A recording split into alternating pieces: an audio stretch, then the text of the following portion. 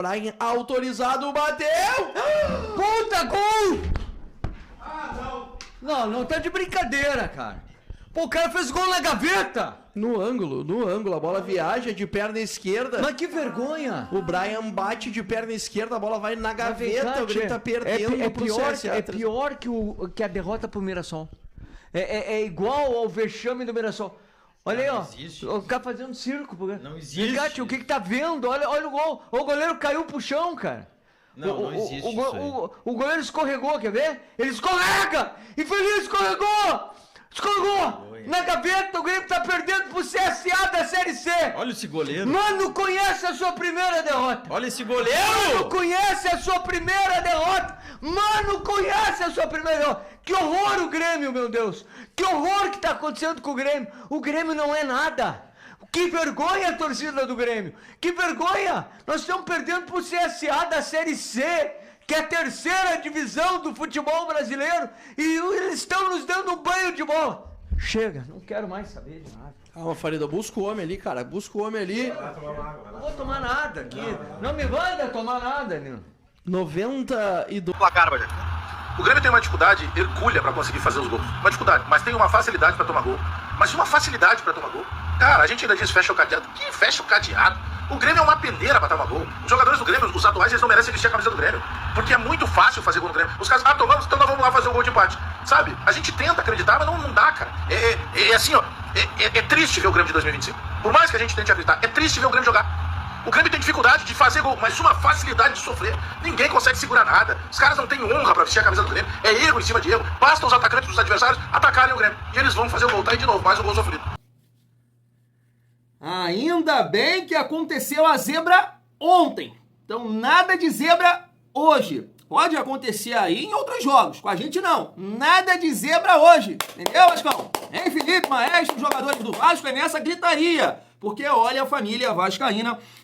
E o Bagé, vou te falar uma coisa. O Bagé é um jornalista gremista, que eu gosto muito do trabalho dele, sempre tô acompanhando lá. E teve uma resenha lá, um programa do Sul, né, que envolve jornalistas gremistas, também jornalistas colorados, e ele largou. Sempre cai um time grande no Campeonato Brasileiro. E esse ano vai cair o Vasco. Eu vou te falar uma coisa, família. Eu vou bater na mesa. Vou bater na mesa. Na moral, se o Vasco cair, o Grêmio não, que é isso, cara? Aí eu tenho que parar com muita coisa. Porque eu sempre falo aqui, né, que Grêmio, Santos, Cruzeiro, Vasco, ali, mesmo nível. Não. O Grêmio é horroroso. Horroroso. Thiago, tá dizendo que o Vasco vai ganhar com facilidade do Grêmio? Não, a gente não tem time pra ganhar de ninguém com facilidade. Inclusive hoje. Mas o Grêmio é muito fraco. Muito fraco, família vascaína. E dentro dessa resenha aí dos gremistas, eu queria iniciar aqui falando, né, sobre a Copa do Brasil, porque, olha, tirando ali o jogo do Botafogo, que foi 4-0, família, foi pegado. Tá na tela pra vocês, Retrô e Fortaleza 1-1, time da Série C. O Internacional ganhou somente por 1-0 do Maracanã. Nem sei se tem divisão, é da Série D, sei lá, hein? Deve ser da Série D. O Maringá, que foi vice-campeão do time que a gente vai enfrentar hoje, o Operário 2-2 e olha, irmão, o que aconteceu ali, vá? Foi pênalti claríssimo aí pro Maringá, poderia ser um 3-2. Fluminense ganhou somente por 1-0 do Aparecidense. São Paulo ganhou por 2-1 do Náutico, né? Time do Matheus Carvalho, ex-time do Matheus Carvalho.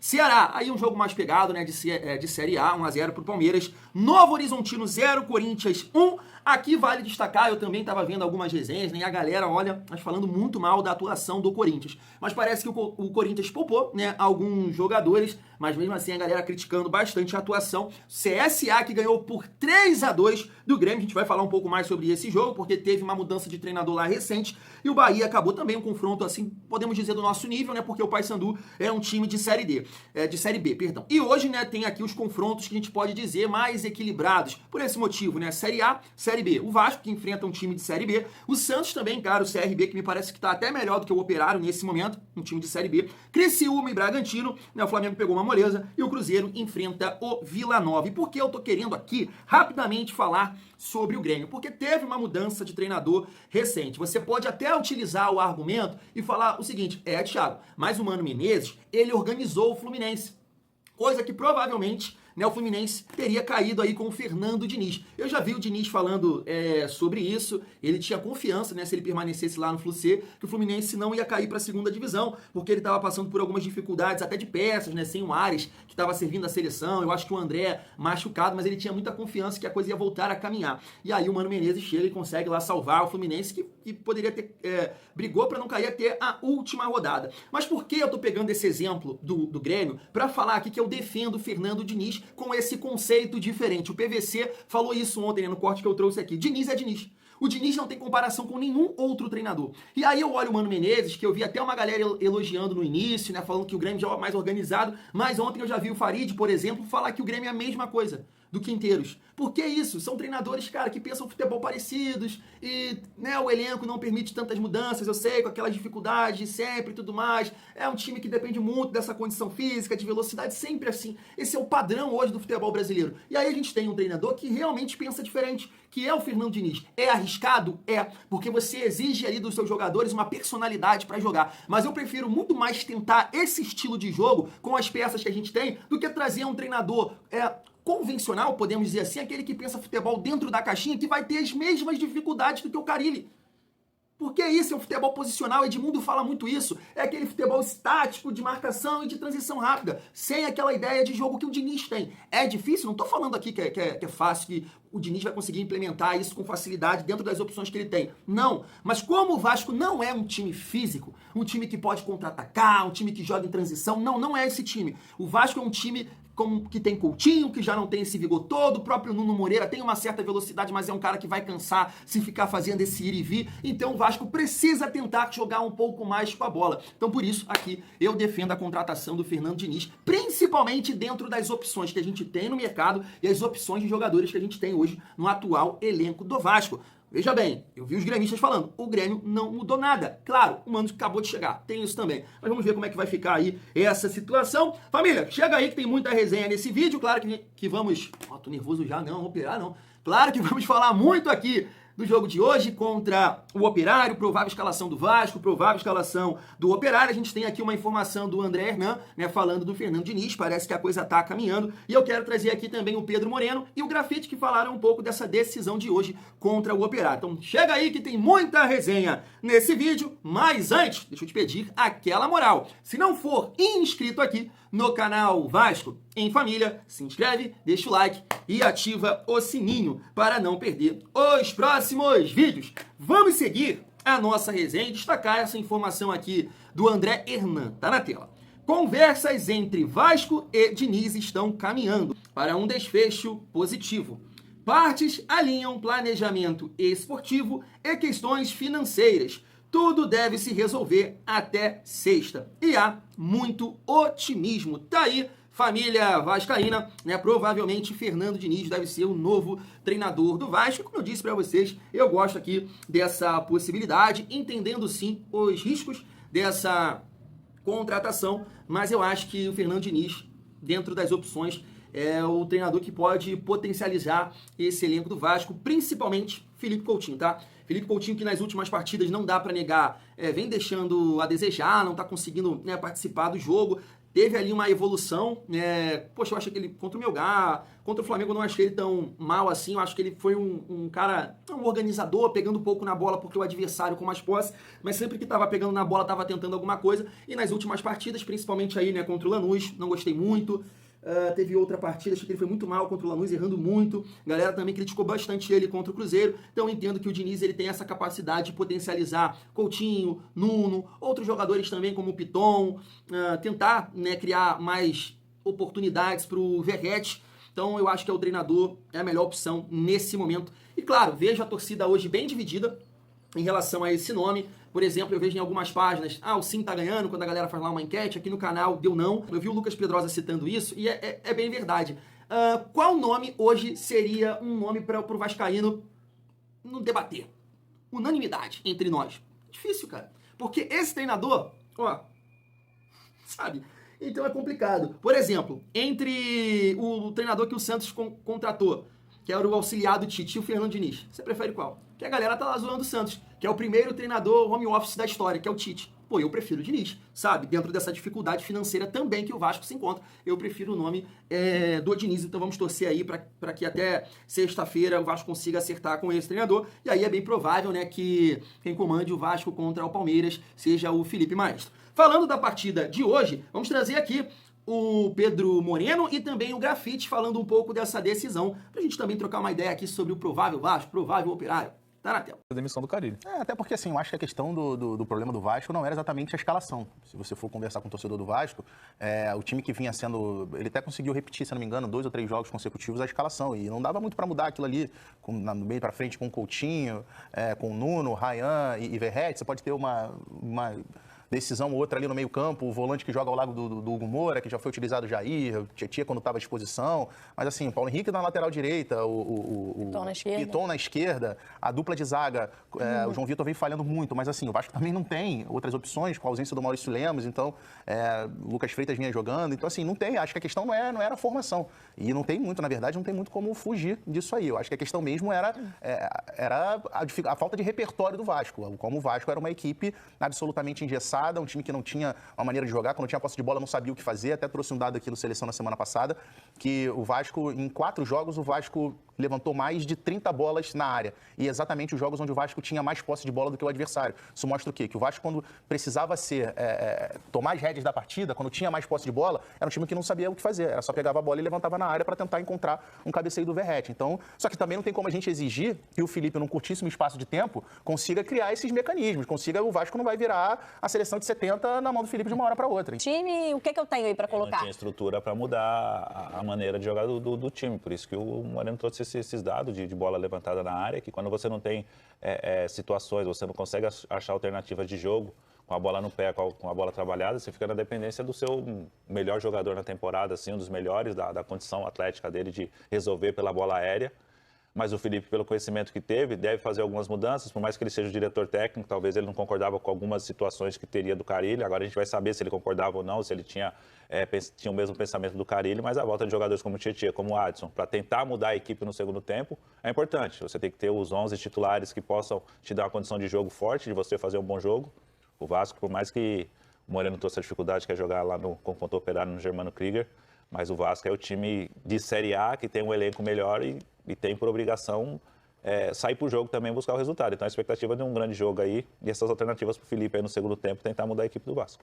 Tá aí, concordo basicamente com tudo, né, que o Pedro Moreno e o Grafite falaram. Pro jogo de hoje é difícil, né, ter algum tipo de mudança drástica. Eu espero que aconteça uma grande atuação do Vasco no dia de hoje. Mas é difícil, né, porque foi pouco tempo. Mas assim, eu entendo que dá para destacar que o Felipe pensa futebol muito parecido, né, com o Diniz, cansou de elogiar aí o Diniz, e também espero que o Vasco, né, na figura ali do Felipe, quero dizer, possa motivar, né, esse elenco, porque assim, pegando como exemplo os jogos até agora, irmão, a galera entra mas com muita vontade, tá? Porque é isso, é um papel colorido, passando pra próxima fase. Poxa, aí você vê, são times da Série D e Série C. Mas, irmão, colocam tudo naquilo ali, naquele jogo ali, filho. Sabe? Deve ser a diretoria, ó, passando de fase, tem o Faz-me Rir, tem um papel colorido. A gente trouxe aqui ontem, né, o Jacir, volante do Operário, falando, né, que eles olham pra esse jogo com uma, né, virada de chave, ganhar do Vasco, bom resultado para caminhar bem também na Série B. Então, assim, uma mudança tática, uma mudança de atuação, eu acho até difícil, né? O Vasco ser mais criativo, espero que aconteça. Mas em relação à vontade, atenção, cara, isso tem que mudar. Porque hoje é um jogo complicado, sim, mas concordo também com o Grafite quando ele fala que é obrigação do Vasco, porque o Vasco é o time da Série A, então tem por obrigação conseguir o resultado pelo menos, tá? Não vou falar que tem obrigação dominar o adversário, porque a gente não tá vendo isso aí. E como eu disse, é um jogo complicado, ainda mais complicado do que do Fortaleza, do Galo, do próprio Grêmio, que tiveram uma dificuldade, né? Então o Vasco vai enfrentar um time da Série B que foi campeão estadual. Ah, tem que dominar? Concordo com você, mas se não der para dominar o adversário, botar na roda, pelo menos né, um resultado positivo é o que a gente quer, a família vascaína. E aí, eu tava até vendo esse comentário aí, né, do Pedro Ivo, que eu concordo também plenamente com ele. Não acho que o Carille estava errando numa questão de escalação, né? Eu acho que foi um ponto interessante que ele tocou ali. Na escalação, eu acho, né? A linha de 4 ali não tem muita coisa o que fazer, não tem tantas opções. Tu não vai pedir um Pumita, tu não vai pedir um Vitor Luiz, sabe? Ah, a galera fala muito do Capasso, que eu nem sei se é uma questão somente do Carille, tá? De repente também é da diretoria do Vasco, não quer contar com o atleta, acha limitado, não sei. Ali também no meio campo, acho que ninguém questiona assim os nomes, e no setor de ataque da mesma forma. Então, de fato, não é uma questão de escalação, mas sim, né, de ideias. O Vasco realmente é um time previsível e frágil defensivamente. E por isso que a mudança aconteceu e a gente espera que o Vasco possa acertar com o Diniz mais rápido possível, família vascaína. Mas só para debater aqui uma outra questão, até falando do provável Vasco, mas antes o time do Operário, tá aí o Elias, né, no gol. Elias eu conheço, cara, eu acho que o Elias já passou pelo Goiás, entre outros, Juventude, eu acho que o Elias é bom goleiro, cara. Joseph e Alan Godoy na zaga. Esse Joseph, ele já passou pelo Vasco, cara? Acho que foi revelado no Vasco. Tem alguma coisa assim, me corrijam aí se eu estiver errado. Na lateral direita, Diogo Matheus. Na lateral esquerda, Gabriel Feliciano. O Fran Sérgio e o Jaci na cabeça de área. Bosquilha, né, que teve aí passagens pelo São Paulo e também pelo Internacional. No comando de ataque, o Alan, que a gente conhece bem, jogou contra ele no ano passado, ele com a camisa do Criciúma. É bom jogador, né, para esse nível aqui, com certeza vai dar trabalho pro Vasco.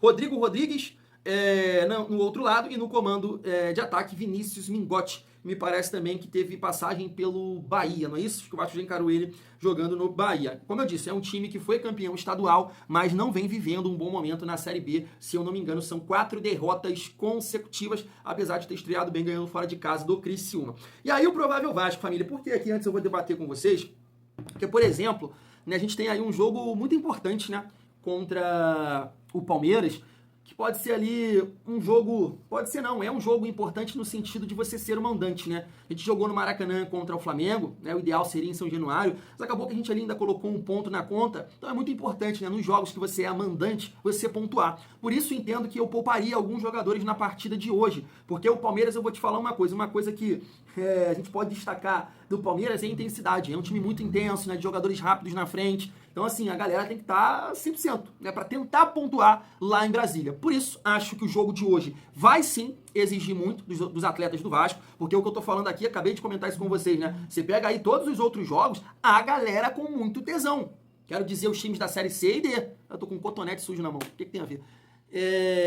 Com muita intensidade, com muita vontade. Então, vai exigir muito hoje do Vasco, né, esse jogo. E aí você encara um Palmeiras cheio de vontade também na próxima rodada. Por isso aqui, cara, até comentei com vocês, eu pouparia o Nuno, pouparia o Verratti, e no comando de ataque ali eu manteria Coutinho e Ryan, e aí colocaria o Lloyd e o Garré do outro lado. Na cabeça de área também, de repente poupar aqui um Hugo Moura, mas todo mundo ali, né, pra entrar no decorrer do jogo, né, dependendo ali da situação da partida. Mas eu pouparia sim, família, porque entendo que o Vasco vai ter um desgaste muito grande nessa partida e encarar o Palmeiras, que a gente precisa pontuar no Campeonato Brasileiro para não entrar ali na zona de rebaixamento, porque o Vasco já tá 1 ponto, né, o Galo tem 6, o Vasco 7, então o Vasco tem a necessidade de pontuar, até porque a próxima partida no Campeonato Brasileiro é fora de casa, de novo, contra o Vitória. Então, provável Vasco, Léo Jardim, João Vitor, Lucas Freitas, PH e Lucas Piton, Hugo Moura e Jair, Felipe Coutinho, Ryan, Nuno Moreira e Verratti. Então, é isso, família. Eu colocaria aqui, novamente com um campinho aqui, eu seguraria o Hugo Moura e colocaria Matheus Carvalho e Paulinho aqui nessa cabeça de área, dependendo da situação física do Tietê, até o Matheus Carvalho e o Tietê,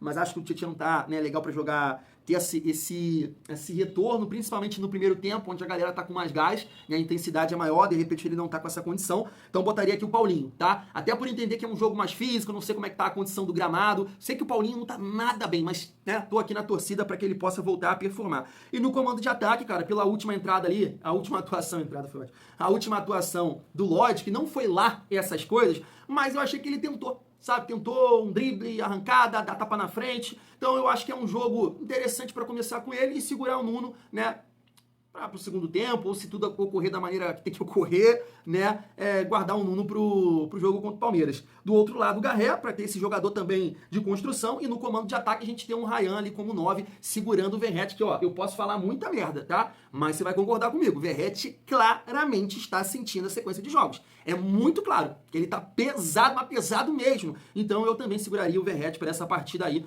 E esse ataque é de um certo ponto mais leve e com o Coutinho armando essas jogadas, família vascaína. Eu sabia a sua opinião. Vou ficando por aqui, tamo junto, até daqui a pouco. Fui!